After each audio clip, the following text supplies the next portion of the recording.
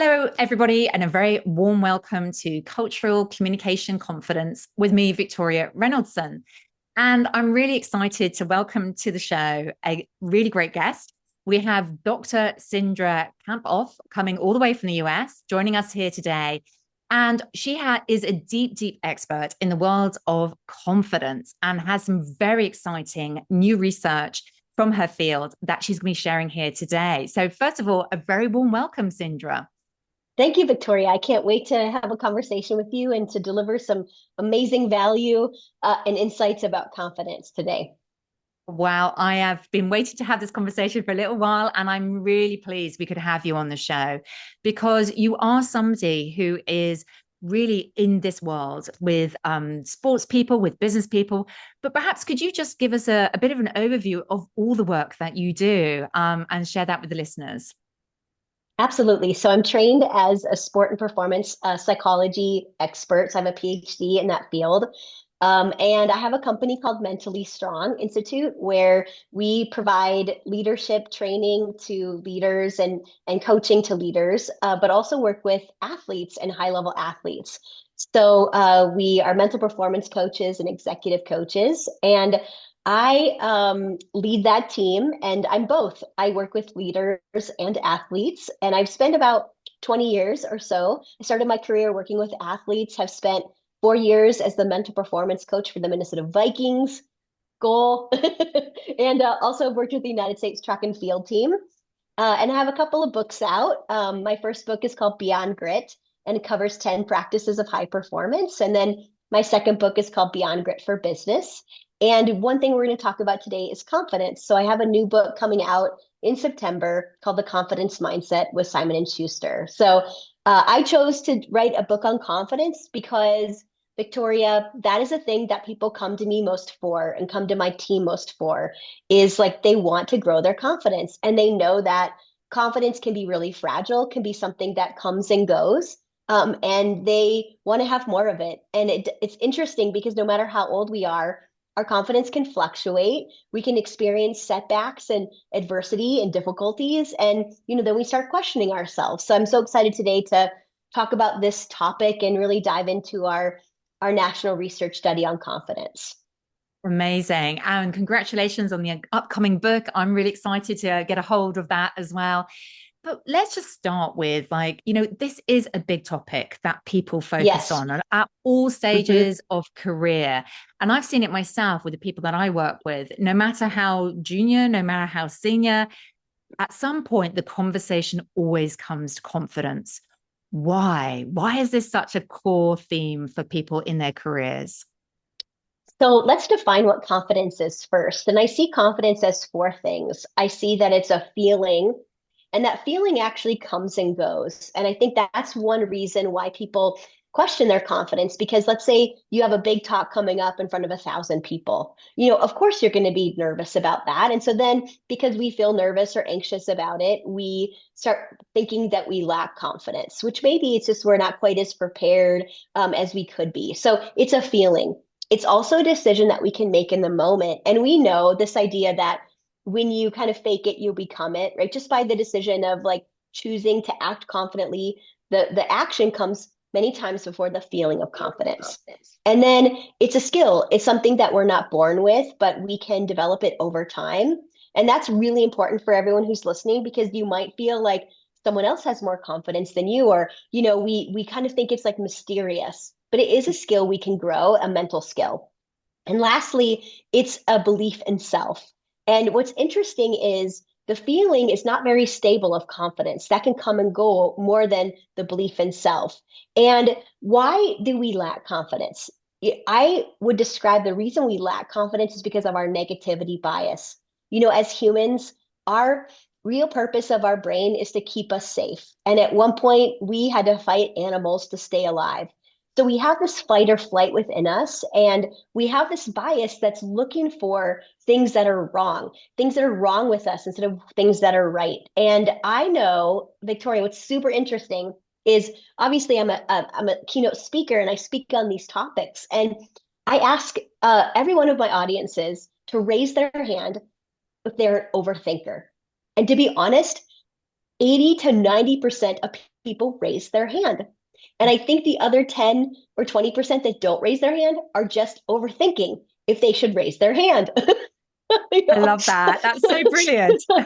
So Should I most do it? Should I people, not? I don't know, am I not? I don't know. I'm overthinking that, right?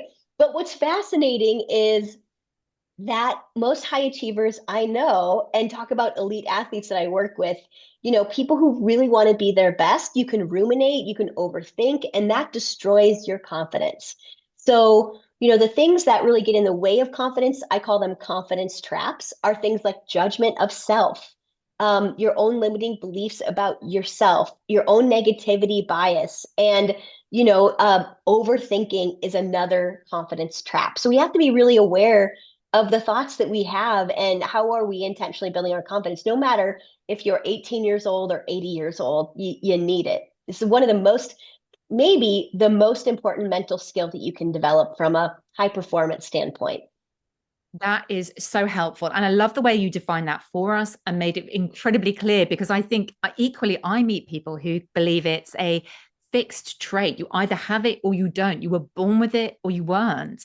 And they see others around them having it, but somehow it feels unattainable.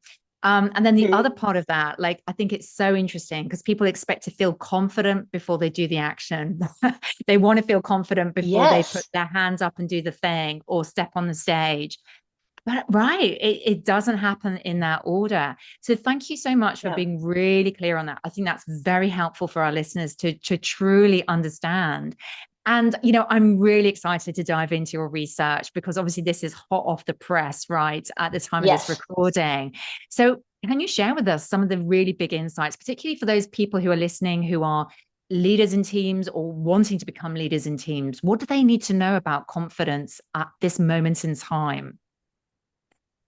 They need to know that it can be fragile and it is essential to the bottom line of your organization. And so, what's fascinating about our research study, so it's a national research study on confidence. We surveyed people all over in all different generations. And I think the most surprising thing for me was that what we found about how it does impact your organization's performance. So, we found that employees' confidence directly impacts your organization's performance. And you may think, as a leader, that confidence is just a personal issue. Like it's just something I have to personally develop, but it's actually an organizational issue. For example, we found 81% of working Americans are attracted to teams and organizations that prioritize and value confidence. So confidence is a competitive advantage, and really, the cost of ignoring it is really big and steep. And so here's the cost of ignoring it. We found, for example, that employees who regularly face low confidence, their organization experiences these six major risks. So, reduced productivity, higher stress and anxiety, a toxic workplace culture, higher turnover, less innovation, and a decline in revenue. So, your employees' confidence impacts the revenue. And one third of Americans, at least, have called in sick because they were feeling low confidence. And another one third have actually quit their job because it was taking a hit.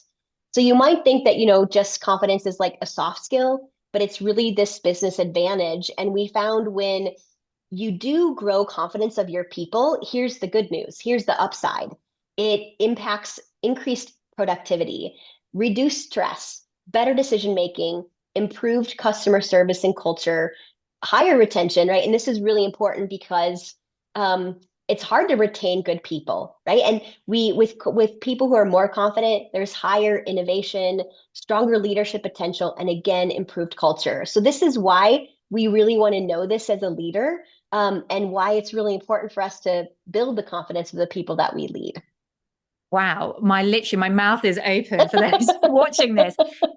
These statistics are unbelievable because I think, many people see, as you say, like see confidence as this personal issue. Like, yeah, that's a personal thing. Yeah, if you want to grow, if you want to have that for your career, but to actually be able to connect that to not only commercial upsides and opportunities, but to Mhm. say if your people have low confidence, that's actually going to lead to huge business and commercial risk. You're going to lose good people are going to quit. There may be real kind of slowdown in productivity and efficiency. I think this is an amazing connection that you've managed to make in this research. And actually, this also begs the question, who's responsible for individuals' confidence? So I'd love for you to Mm. comment on that. Who is responsible for that? Is it about the person themselves, or is this now something which is about the organization's responsibility? I would say it's both. Mm, Because I think if you aren't considering the confidence of the people that you lead, then you're going to experience the decline in revenue and increased culture and, all of the risks that we just talked about. So it needs to be your responsibility as a leader. Now, what's interesting about that is I can't make Victoria feel more confident in herself, right? But yeah. certainly what I do can help with that. And so, for example, we found confidence killers and confidence builders in our study. So Right. these are Okay. So tell things, me about the okay, confidence killers. I want to know, like, what are the things, what are the mistakes people are making right now, right? yes. And these are the things that you want to make sure that you are, doing as a leader. For example, what leaders should not do is micromanage. Again, hard for leaders who want to be effective, and it's easy to micromanage, but we want to trust our people. When we don't provide direction or support, when we don't fail to accomplish or recognize accomplishments is what kills confidence. So, I love this idea of catch them being good and noticing things that our people are doing. This idea of like praising in public and being really specific about what you see people doing well and praising that within the organization. And when there is an issue or something you need to address, do it in private. That's so important because I've seen lots of companies who their company has a toxic workplace culture because people are criticizing them each other really publicly. So you want to make sure you're responsive to people's concerns, consistent with expectations. And then another thing that leaders can do to kill confidence is create a culture where you can't take risks and you can't share concerns. And so creating psychological safety where you even talk openly about failures, talk openly about struggles, and what did we learn from it? And there's this amazing tool in my Beyond Grit book called Learn, Burn, Return that I'd love to share with you because this Oh, is a fab. way Yes, to like, please. okay, Mm. okay, okay, because this is a way to help people move on quickly from a mistake, but take the lesson from it. And so I want to tell you a story about a football player that I worked with for a super long time as I kind of described this tool. And so I live in Minnesota, in the United States, and obviously mentioned that I have spent time working with the Minnesota Vikings, the NFL football team here. And one of the players who is a wide receiver on the team is named Adam Thielen. And I worked with him in college, and it's openly talked about in the newspapers and things like that. And in the story I'm going to tell you about was written about openly. And so Adam made a really big mistake in a playoff game to go potentially to go to the Super Bowl, right? Where he fumbled the ball really early on in the game, and he went over to the sidelines and he made this action where he put his fist right here and he pushed it down. Okay, now no one knew exactly what he was doing besides I knew because it was something that I had taught him. And an ESPN reporter watched him do this fumble, then go over the sidelines and push it down. Okay. Now he was right back in that fast. So, Victoria, I want you to snap with me and say that fast. Can you give that a try? Yep. You ready? How That fast? fast. That fast. Okay. And so he got back in that fast. We need that next play mentality in football, but Mm. also in life, right? To move on that fast. And because of this next play mentality, he catches this 43-yard catch over his head, absolutely gorgeous, and he sets the Vikings up to win the playoff game. So afterwards, this ESPN reporter named Courtney went up to Adam and said, Adam, there's so much pressure on wide receivers during a playoff game. What did you do to move on so quickly? And I'm a little embarrassed to tell you what he said and what this meant. Are you ready? Okay. Okay, he said, "Well, I pretended to flush a toilet." Okay. And the next day in ESPN magazine, there's this headline that came out that said, "Mental performance coach taught Adam Thielen how to flush away his mistakes." And I'm like, that's how I get headlined in ESPN flushing a toilet. But my goodness, what a powerful symbol of what you do, right? The work, the impact of it, and how you can literally snap out of what is potentially really career limiting kind of mistakes or problems that you had into something that is returning with performance. I love that. So the Yes. technique is what? Just can you break it down for us So, a little bit? yes, I'd love to. And so it's a way to protect your confidence. And I want you to think Mm, about how you need to protect your confidence by moving on quickly. And so yeah. many times we overthink, we ruminate, we let things move to our long-term memory, and we don't need to. So the actual tool is called learn, burn, return. I have a couple of actions because if you get something into your body, you're more likely to remember it. So let's do the actions, Victoria. So Okay, let's do it. the first action with learn is like this: learn. Okay. Okay, fingers on the Learn. temple, like learn. Mm-hmm. Then we're going to burn with a snap, like how fast? Not fast. And then we're going Yeah. to return with a power pose, like hands on our hips, standing tall. You're looking great, Mm. Victoria. Look at that. Love it. Love it. Love it. But Okay. that's really interesting because I know how important physicality is when you're in that mode of trying to embed certain thoughts, certain ideas. But I love the way that as well you've applied this in multiple situations. And how does that Mm-hmm. so I can that's fantastic how that had that Mm-hmm. massive impact almost straight away. How does that Mm-hmm. translate into the world of business then? Because I'm Yes, curious, great is this about question. pressure Mm-hmm. moments or what is this about in the world of business?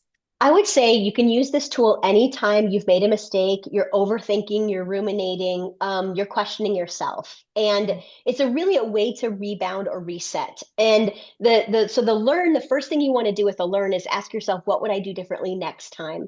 And remember, you are not the mistake. Mistakes, disappointments are what we do, never who we are. And that becomes an issue when you take it personally. You think like, I'm a terrible speaker, or I never do great under pressure. You want to be careful not to make those big conclusions. The burn is you want to choose the same phrase or action every time to move on quickly when you're overthinking. I call myself a recovering overthinker, Victoria, because now I just use learn, burn, return. And you want to choose like a flush it or a that fast or a brush it off or shake it off, like Taylor Swift might say. And then the return means you want to build yourself back up. So let me give you an example of what you might want to do. And I work with executives, I work with leaders. We talk about learn burn a lot.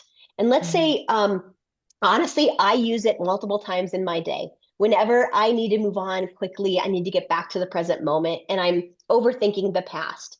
mm. So let's say, for example, you're a leader and you get tough feedback on your performance review. And this can be really hard because you're overthinking all the things. And every time you spend time thinking about it, you're just eating at your confidence. So you want to just think, what would I do differently next time? What are the lessons? And then you need to burn, right? Once you take those lessons, you don't really need to overthink it anymore. You don't need to think about who said this, who said that, why is this going on? And so you want to choose the phrase or action that's going to help you move on. If you want to default, my default is how fast, that fast. And then you want to return and you want to build yourself back up. You want to stand tall at that next meeting. You want to tell yourself, this is my passion and my purpose. I'm the person that is meant to lead this team. Because if you don't build your confidence back up, you're just going to be overthinking all the negativity. And usually leaders aren't also looking at that performance review and saying, well, look what the people said that I did great at. We're just looking for our flaws. So notice what you're doing great at too. And most of the people I know, Victoria, they might get stuck on the learn, but they don't burn quickly and they don't return. And so we can use this in everyday life. You can do this as a parent. Let's say you have a tough interaction with one of your kids. Um, and just anytime you need to reset, because what the research shows, we only spend 47% of our time in the present moment. We're so focused on the past or the future, and peak performance only happens in the present. So our ability to reset, move on is absolutely key from any kind of setback or disappointment. Wow, my face was absolutely going, oh yes, as a parent, I need this I sometimes know, me as too. well as in the world of work, right? But I mean, Yes, this is amazing. 47% only in the present moment. And I can imagine, I know what that feels like as well, right? That overthinking, and it's exhausting. It takes a lot of energy to really be going yes. over and over the same situations. So I love that technique. Thank you so much for sharing that. That's really very, very powerful. I can imagine our listeners are like going, right, going to try that out next time. But I'm really curious about the name of your book, Beyond Grit. Oh, sorry, the previous books that you've written. So Yes. Beyond Grit. Now that is really interesting title to me. Why this title? Why do we need to get beyond this idea of the Mm, grit?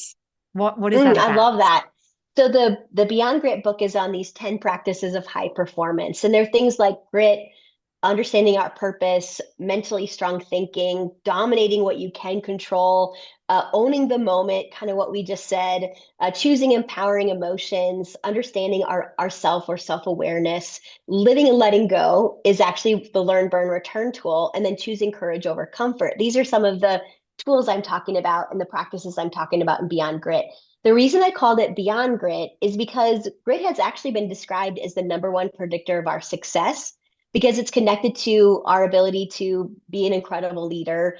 It's connected to our ability, actually, we know people who are gritty have higher sales. If they're in a sales position, they're more likely to apply for leadership positions. And grit is really about, I use Angela Duckworth's, she popularized the term like passion and perseverance for your long-term goals. But grit is not enough.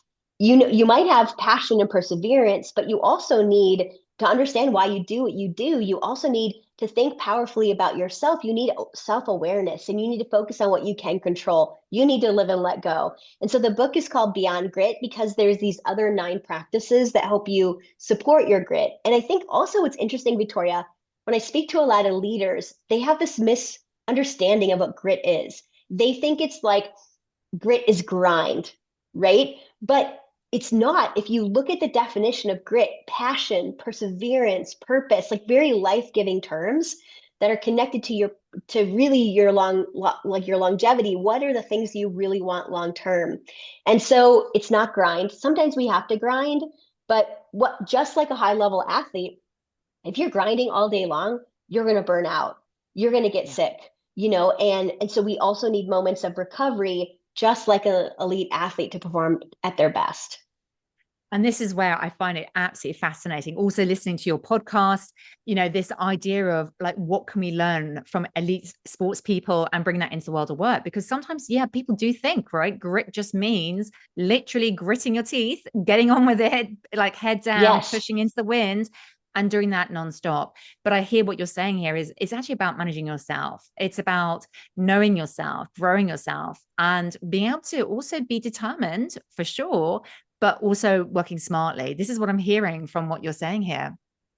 Yes, and I think about, one of the things I think is so fascinating is how leadership is so similar to elite athlete performance. And Mm. these 10 practices are from the field of performance psychology, which is my PhD is in, but they relate to high level, athlete performance at the Olympics or in the NHL or the NFL or, whatever sport you love to watch. We know that these are practices that the elite athletes use to be at their best as often as they can. They need confidence. They need to learn, burn, and return. They need to be in the present moment. In fact, like flow only happens in the present moment, right? Which is our ability to, be our best consistently. And so these practices are the same for leadership.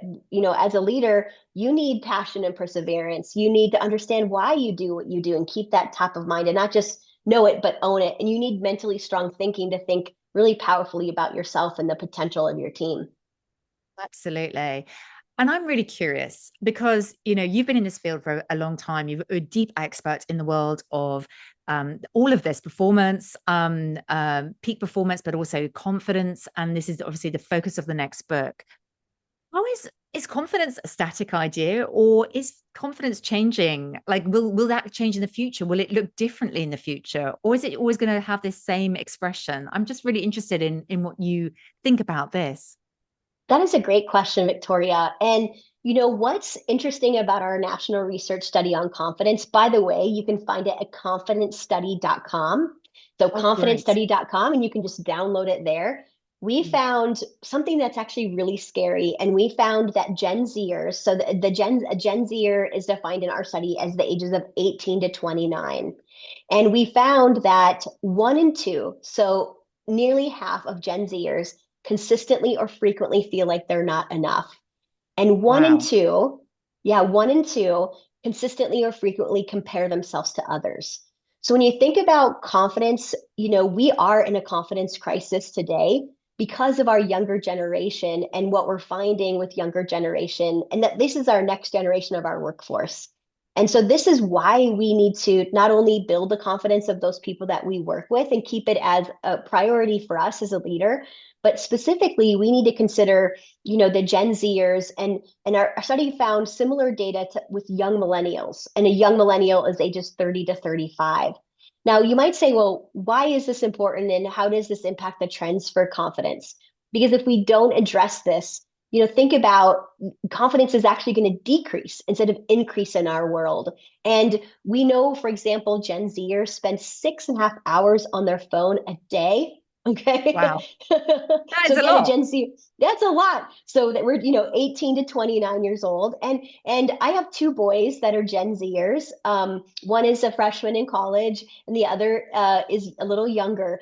But what we found is, that obviously they went through COVID at a very important time period where they were growing and they were learning. They were teenagers, and they have this constant phone in their pocket that is telling them they're not enough. The way that they're looking at social media and these curated images of what people see, this constant comparison. So in terms of the trends of confidence, we really need to specifically work to build the confidence of our Gen Zers as a parent, as a leader. We also found, and I can dive into this more, some data on women, that women still lack confidence. And so, I would say if we don't address this now, it's going to continue to get worse. And if we know that confidence is one of the highest drivers of performance, we really need to take this on ourselves to build our own confidence, but keep it top of mind as we build the confidence of our kids and of those people that we lead. Absolutely. Wow. And you couldn't have put it in stronger terms, confidence crisis. And I can see that this is something obviously that does need that urgent kind of action. So, if you had a magic wand, Cindra, what would you want to be seeing in the world, or what would you want to be happening, particularly in the workplace? Now, let's root it sort of in that. What would you want the people who are listening to this podcast to take action on today? That is an awesome question. I think one of the most important things that you can do to keep growing your confidence is really pay attention to that inner voice inside your head. And our study found 70% of people struggle with a harsh inner critic and have difficulty moving on from mistakes. So, 70% of people who are listening are like, yes, my inner critic is very loud. I need to use learn, burn, return as a way to like move on more quickly. And I think of like how you have an inner coach and an inner critic, right? You have both Mm-hmm. on the sides of your head, your shoulders. You have one, your inner critic is your default. This is your negativity bias. This is what is looking for what's wrong in the workplace, what's wrong with the people that you lead, what's wrong with yourself. But your inner coach is kind, is compassionate. It's telling yourself the truth. It's saying like, Victoria, you're doing the best that you can. It's telling you like, you make a difference. And this is what we need to listen to more, is our inner coach personally. And that is one way that you can grow confidence, is by releasing judgment in yourself. And second, being your own best friend, your own internal cheerleader. And Victoria, I have my own journey on that, but I'd say like it needs to be a daily journey to talk to yourself really powerfully, because your default is the negativity. And then I think in the workplace, teach tools like learn, burn, return to create psychological safety. Can you catch people doing great things, and can you give them specific feedback of positive things that you're seeing? Show your appreciation for them more. And I think continue to, when I think about the confidence builders, right? My advice for people would be to avoid micromanaging, to to recognize achievements, to create a positive culture where people can feel supported, embrace failures, and recognize that you don't have all the answers as the leader, and that's okay. Showing your authenticity is key. That is fantastic. Thank you so much for being really helpful with some very specific actions that we can take for personal confidence, but also to help encourage the confidence in others as well. This has been such a rich conversation. I would love to talk to you for hours and hours. There's so much here. But I think, I'm conscious of your time, and I would love to also invite you to just share people who want to discover more about the study, learn more about your work, your books. Do you want to share a bit about how can people be in touch, learn about your work, and know more about all this amazing research that you have been doing? Yes, absolutely. So, first thing I want to offer is people who are listening, if you're like, wow, this is really interesting, I want to learn more, I'm going to encourage you to go to freementalbreakthroughcall.com. So, I have a team called the Mentally Strong Team, and we provide discovery calls, breakthrough calls for people who want to learn more about themselves and to create a breakthrough, which is a moment of more clarity and understanding. And so, that is complimentary. That is to support you and give back to you and to help you, if you're thinking today, like, well, actually, how do I apply this and how do I improve my confidence? We will help you do that. So that website is called freementalbreakthroughcall.com. And, I think everyone needs a coach. And so that's why I'd encourage you to check that out, freementalbreakthroughcall.com. And you can find our study at confidencestudy.com. And you can learn more about that. You can download the report there and learn more about it. And my book, Beyond Grit for Business, those are already out. You can find them at beyondgrit.com or Amazon. Anywhere you get books, you can find those. But I would love for you just to let me know what you learned from today. And again, you can do that even just by going to that freementalbreakthroughcall.com link and just share with me what you learned. That's amazing. And thank you very much for being so generous and offering those extra resources, extra ways to have support here today. But this conversation has been amazing. Cindra, we will absolutely put all the links in the show notes for people to access that. But thank you so much for your time today. I have found this conversation so helpful, so insightful. And I, for one, am really excited about your new book. Can you just remind us what the name of the book will be when it's coming out? Yes. Yes, it is called The Confidence Mindset. 7 core practices to turn self-doubt into self-belief. And if you want to learn more, again, you can just go to that free mental breakthrough call link, and then we'll make sure to get you on the newsletter list when it comes out. Amazing. Well, I can't wait to get my copy. Cindra, thank you so much for being here today. It's been absolutely brilliant to have this conversation. I've really enjoyed it. Thank you for joining us. Thank you, Victoria. Amazing questions, and what an awesome conversation we had. Amazing. Well, thank you. And very much look forward to seeing everybody next time.